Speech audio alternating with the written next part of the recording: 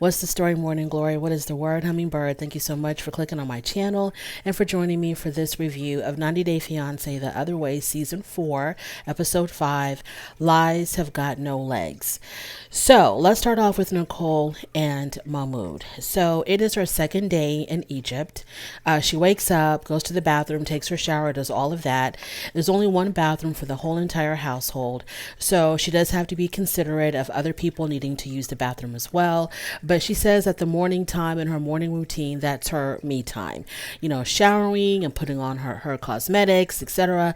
That is her me time. But because it's taken a little bit longer than normal, Mahmoud and his mom are kind of like, wondering what's going on because other people have to use the bathroom as well. And so Mahmoud keeps calling her, and we find out that she is already homesick. And this is day 2 of her stay in Egypt, and she's already homesick. And once again, the question is, then girl, why did you do this?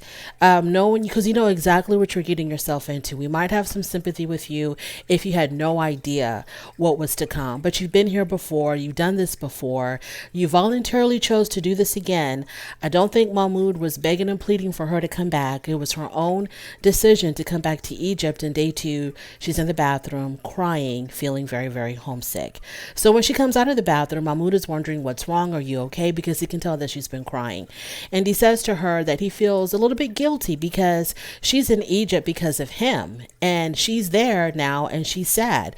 And so it makes him feel some kind of way, like I am the cause of my wife's unhappiness. And so she tries to tell him, hey, it's okay for me to be crying. It's okay for me to cry. She's just grieving the death of her old life.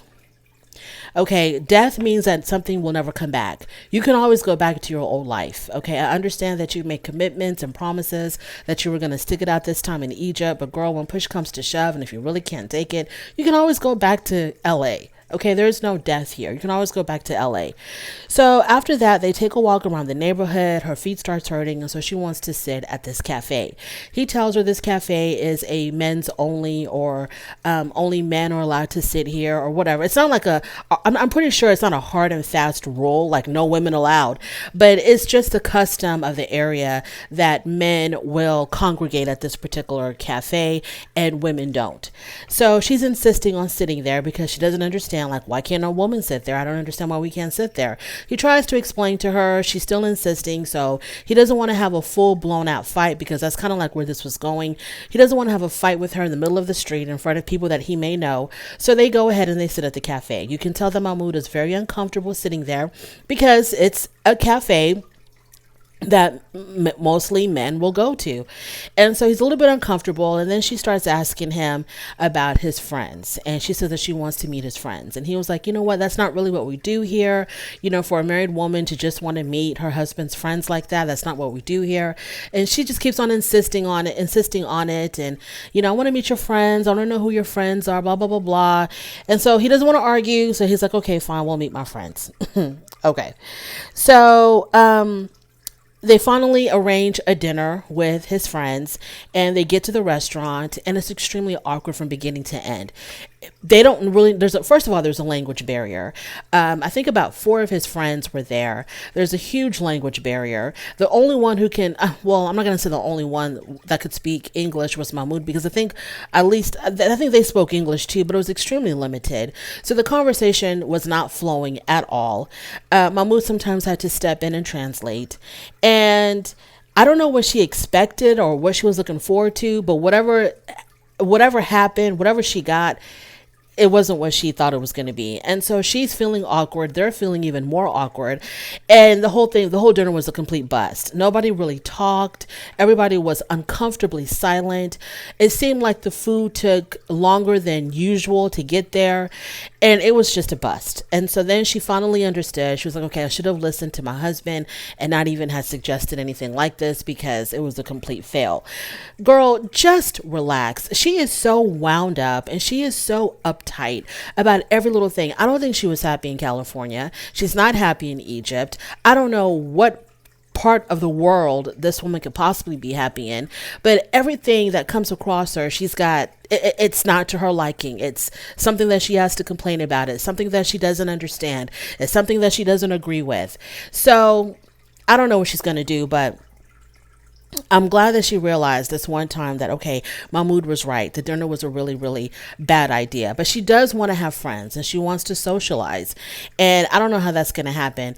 All I can say is, Nicole, if you're this miserable, just maybe y'all need to consider getting a divorce and you just going back to California, and maybe y'all can just be pen pals after this. I don't know what to tell you, girl, but ever since we met you, Nicole, you have been so miserable and so unhappy, and it's really bringing us down. Moving on to Debbie and Osama. Debbie reminds me a lot of Mrs. Roper from Three's Company. I know I'm totally aging myself, but her moo-moos and her jewelry, it reminds me so much of Helen Roper. Anyway, so she's packing up. It's the day of her departure to Morocco. And we meet Osama. Before we get too much into Debbie, we meet Osama. He's skateboarding up and down the street with his friends, and then he tells us that he is a poet, he's a writer, he's also an artist. We see a few of his art pieces, very macabre, very sad pieces of work. He says that he likes to paint things that show misery and unhappiness. I don't know why, but that's what he likes to paint. My understanding has always been with artists, like really true artists, what they put on the canvas is what's going on inside of them or how they see the world. So it's a little bit concerning that he only wants to paint pictures of people in, deep, dire distress, but it is what it is. And he likes to write poetry, and he reads us a poem that he had written about Debbie, and whatever. It's cute. I don't know. I really wasn't paying attention. And so he lives on this really small farm with his father. I don't know if there's a mother around, and if there isn't one, I'm wondering if that's why he gravitated towards Debbie, because maybe she's like a mother figure for him, the mother that he never had or something. I don't know. And what else can we say about him? He says that, he says that age is just a number. It doesn't really mean anything. It's all about the soul and the spirit. And to him, Debbie has a very young soul. I don't know about her soul, but she is of a young mind. She's very much of a young mind because, she's out here chasing unicorns and fairy tales, and she thinks that she's Cinderella who's found her Prince Charming. She thinks that her life is this fairy tale, like she's a part of a Grimm's fairy tale collection of stories or something. Like, she's not living in reality at all. She's going to be living on a very small farm with Osama and his father. And how is that going to work out? I mean, does she even know what she's getting herself into? Does she have any clue? Did Osama tell her, hey, I live on a small farm? Oh, and another thing, Osama doesn't even work. He doesn't have a job. So I guess they're living off of the products of their farm.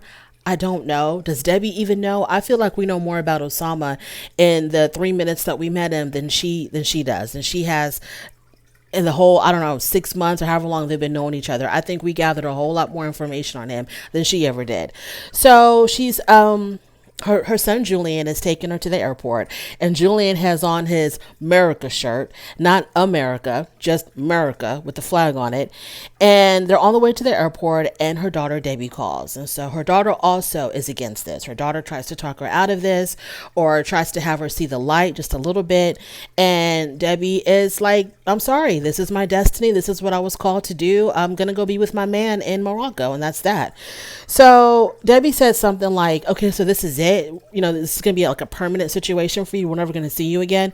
And Debbie's like, no, I will definitely be coming back to visit. Okay, I'll be back to visit y'all. I'm pretty sure she will, if she even decides to stay there permanently.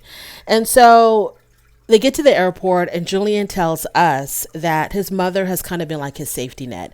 Whenever he needed a place to stay, or he needed comfort or whatever, he could always go to his mother's house. His mother was always there for him. And he says that he feels like Osama is stealing his mother away from him.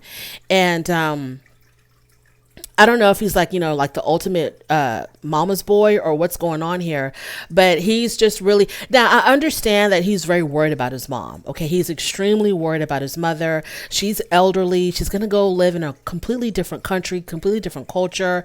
There's a language barrier issue. There's going to be her getting accustomed to how things are over there. She's lived her whole entire life in was it Alabama or something? So I understand that he's extremely worried about his mom. And if I was one of her children, I would also be extremely worried about her. Not so much about the relationship part, but just her living in a completely different environment and not having anybody there to kind of like, guide her along. But anyways, she says that she's going to do this. And he tries to convince her up until the very last minute to not do this, for her just to change her mind and to stay. And she's like, no, I'm going to do this. She says, this is going to be a good thing for the rest of my life. Debbie, I'm going to hold you to that. I'm going to hold you to that. That this is going to be one of the best. This is going to be a good thing for the rest of your life. I just can't wait for her to arrive to Morocco. And my opinion on Osama, he's also a dreamer. This is the reason why he doesn't work. He said that hard work gets in the way of his creativity. So, Debbie, I hope that your Social Security checks are going to be clearing in Morocco.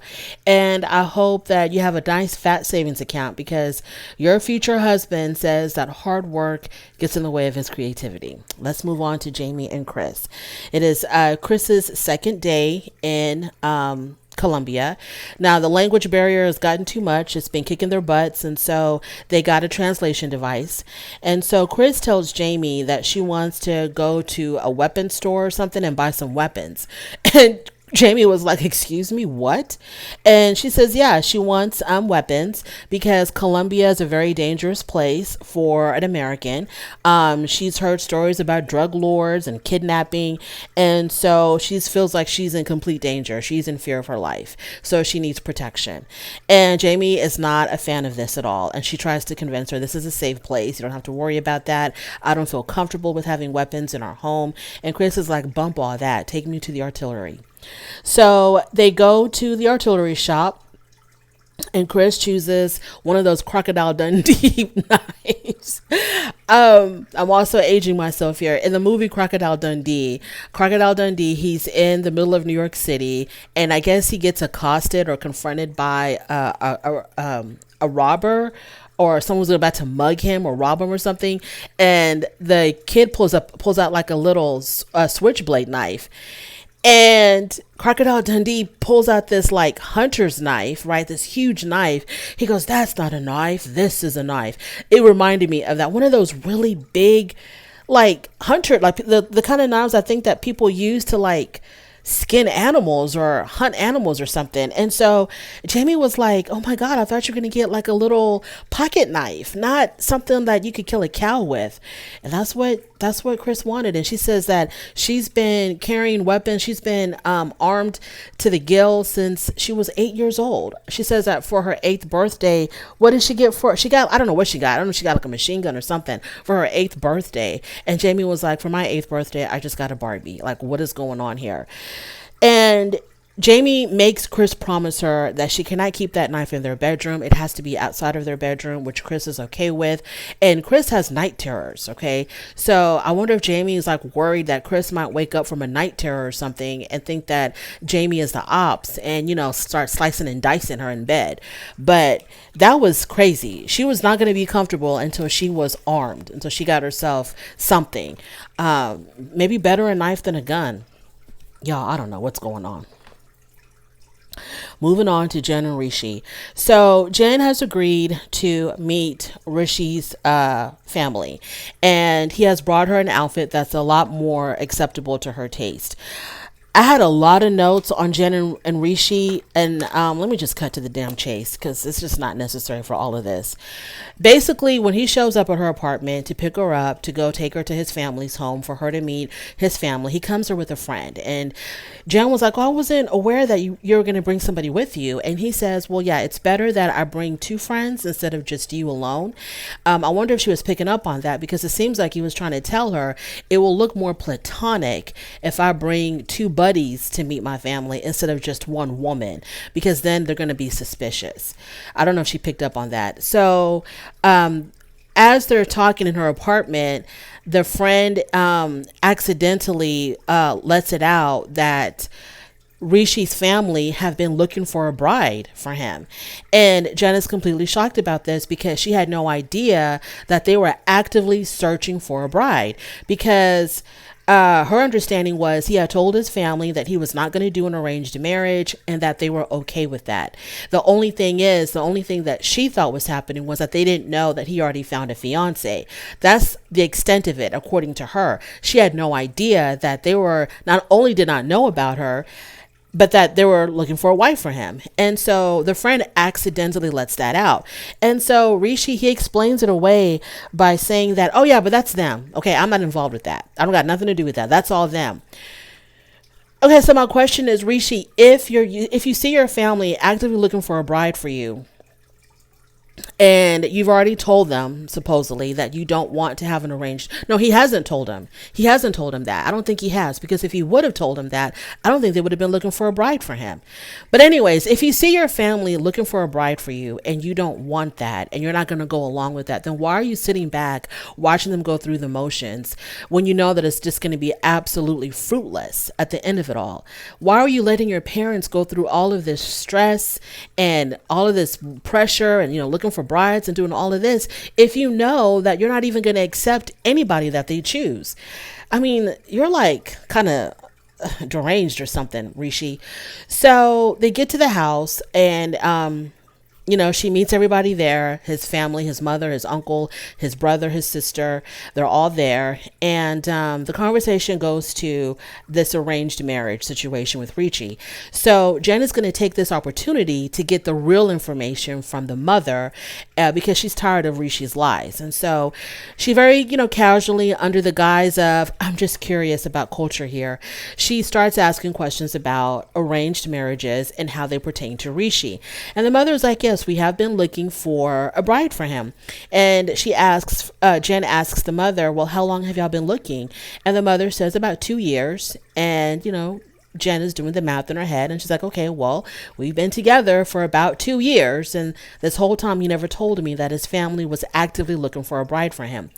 And the mother says, well, we haven't been lucky. We haven't found the right bride. And some of the problems that they're running into is that the women are either too short or uneducated. And so Jen was like, oh, so height plays into this as well? And, the family tells her, yes, I guess height does play into it. And so she says that, she tells us in her confessional, she says that I really should just blurt out the truth to the family and let them know that we are engaged and I'm here permanently, because Rishi told his family that he was going to introduce her as one of the homies and that she's just passing through. Okay, she's just passing through this very remote village in India. She's just passing through. She's not here to live or anything like that. It's not permanent. She's just visiting. And so the family thought that was also kind of strange that someone would just be coming to visit this remote village. But anyways, so Jen tells us in her confessional that I really should just blurt out the truth and tell them the what's up, that we are engaged, that I am his fiance, but that's his responsibility. That's his burden to bear. Girl, bump all that. Tell them the truth. Blurt it out, child. Blurt it out. Tell them we are engaged. I'm his fiance. He bought me an apartment and we're going to be getting married. Tell them the truth, because the truth ain't in Rishi at all. Tell the family the truth, Jen. Moving on to Danielle and Johan. Okay, Danielle and Johan. So they meet up with one of Danielle's friends from New York. She's visiting the Dominican. Her name is Sophie. This is the one that introduced me. I'm not going to say us because maybe y'all knew, but I didn't. She's the one that introduced me to the term swanky panky. Okay, because we all heard about the Yahoo boys from Usman and not Kimberly, but Usman and Lisa, baby gal Lisa. Baby gal Lisa introduced us to the Yahoo boys, and Sophie is introducing me to the swanky panky boys. And these are the boys that work at the resorts, the men, the native men who work at the resorts, and they're just looking for a Western woman to hook up with for green card purposes, for financial purposes, etc. So she wanted to make sure that Johan was not a swanky panky. Okay, so they meet up with Sophie. Sophie's Spanish is a lot better than Danielle's, and so she's able to communicate with Johan a lot better. So they're conversating. She's asking Johan, several questions about himself, etc., etc. And then the conversation leads to babies. And Johan talks about how he wants to have a baby with Danielle. And even though she's a little bit older, he does believe that they can have a baby naturally.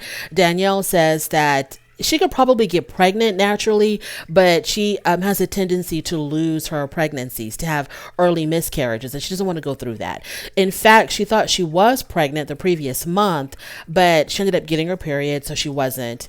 And so it was devastating for her because she thought that there was a chance that she could have gotten pregnant naturally, but that wasn't meant to be. So that was very devastating for her. And so she doesn't want to go through it the natural way. Number one, it's going to take a long time. And number two, she doesn't want to have to suffer through every single month going through that devastation of, oh, I'm not pregnant, or possibly losing a pregnancy. So she wants to go the for sure route, or a little bit more for sure than nature, which is, IVF. So, or maybe a surrogate. Okay, so fine. So they're talking about that. And then Sophie asks Johan, do you have any children? He says no, but I have gotten women pregnant before, but they ended up losing their babies, or they've ended up terminating their pregnancies. And so Sophie relays this to Danielle, and Danielle was shocked that he had a girlfriend that had terminated her pregnancy. And so Danielle was like, well, you never told me about that. You told me that you have had women who've had, miscarriages, but you didn't tell me that one purposely terminated. And then she tells us that, look, I'm all for a woman's right to choose. That's not the issue here. The issue is he withheld this information from me. So she doesn't want to get too deep into it in front of Sophie. So she waits until they're in private. So they're driving back home, I'm assuming. And this is when she brings it up again. And she's like, why didn't you tell me that you had gotten a woman pregnant and she terminated the pregnancy? And he was like, I did tell you that. I said I got a woman pregnant, I got my ex-girlfriend pregnant, and the baby was no more. She lost the baby. And she says, well, you told me that she lost the baby. That's different from her terminating the baby. And he's like, I don't see it as a difference. There was a baby and there wasn't a baby. That's like that's the bottom line. That's all you needed to know. I didn't have to tell you all the details of it. And she's kind of like, well, you're lying to me if you're going to omit that. If you don't tell me exactly how she lost the baby, then it's like you're lying to me and I can't trust you. And I'm like, girl, do you really want to go down this damn road? And then he says to her, well, do you want me to ask you about all the details of your past? Please do, Johan. Please go ahead and ask her all the details of her damn past. And let's see if she brings up her bankruptcy. Okay, let's see if she's going to talk about her financial problems to you in great detail. So they get to their destination, wherever they're at, and she's not done. Okay, she still wants to talk about this. So she brings it up again, but now she's talking in English. And he's like, I don't understand what you're saying. So the producer has to step in and translate. And basically, she's saying the same damn thing. I feel like it's like a lie to me because you didn't tell me the full story. You didn't give me the full details of exactly what happened. Why didn't you tell me that she terminated the pregnancy? And he was like, what difference does it make? She was pregnant and then she wasn't. How that came about, what difference does it make? That's in my past.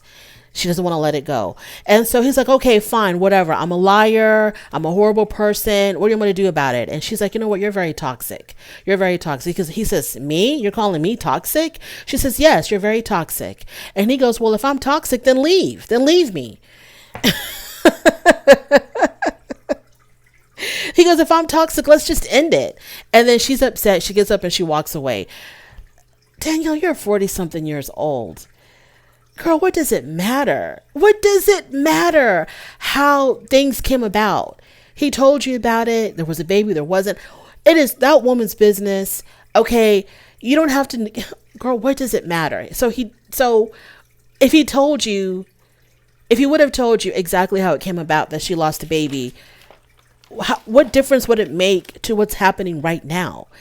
And the fact that you're saying he's lying about omission, he told you that this woman, okay, whatever. I don't want to even break it down because it's stupid. It's not even worth breaking down. You're doing the most, Danielle. Scale back. You're doing the absolute most. Maybe it was uncomfortable for him to give the detail of how the pregnancy ended. Maybe it affected him in some way because it seems like Johan really wants to be a father. He really wants to have a child of his own. And for a woman to, intentionally end a pregnancy, maybe that devastated him. Maybe he hasn't come to terms with that yet.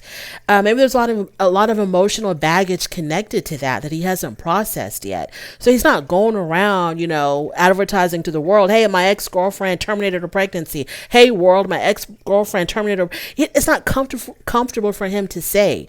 Maybe he was trying to be a little bit more tactful. Maybe he's trying to protect her privacy. Who knows? It doesn't matter, Danielle, because what difference does it make with what's going on here and now? Are you still in bankruptcy? Did it change that, knowing that she terminated her pregnancy? Is he still struggling with his butchery? Has that changed now that you know that she terminated her pregnancy and it wasn't a natural miscarriage? No, it doesn't change anything. So what's the point? Moving on to Isabelle and Gabriel. Gabriel is stressing out about his damn business because he is behind on his orders of his boxer shorts. So he's like frantic. He's got a lot of pre-orders that are stacking up. Customers are beginning to email him like, hey, where is my damn product? What's going on here? He's in Colombia. He doesn't have any inventory.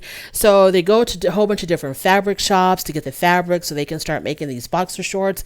And then at the very last minute, he realizes that he forgot his stamp. Excuse me, the stamp that has the logo that goes on the shorts. And so he's like, I can't sell this product without the stamp because that's my logo. That's my brand. That's what's helping me sell stuff. People have to know what they're buying. They're buying my brand. So to have it shipped in from California, it's going to be too expensive and it's going to take too damn long. And to buy one or to have one made is going to be too. So he doesn't know what the hell to do. But one thing that we can say is that Isabelle really stepped up. He said that he would not be anywhere without Isabelle's help. She really helped him with buying the fabric and keeping him calm. She really helped with that. Try to keep him as calm as possible. He was still stressing, but she kind of got it, from a 10, maybe down to a 5.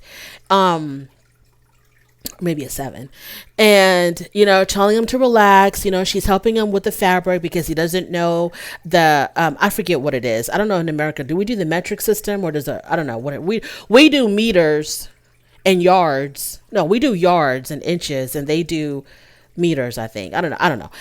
He doesn't know the measuring system over there. So she's helping him with the measuring system over there so he can get the right amount of fabric. It's a lot. And your boy Gabriel is stressed the hell out. So hopefully that works out for him. But yeah, that's where I'm going to end it. Thank you so much for joining me for this review. I really do appreciate your time on your way out. Don't forget to rate the video. If you like this content, go ahead and subscribe, and I will definitely talk to you later. Bye.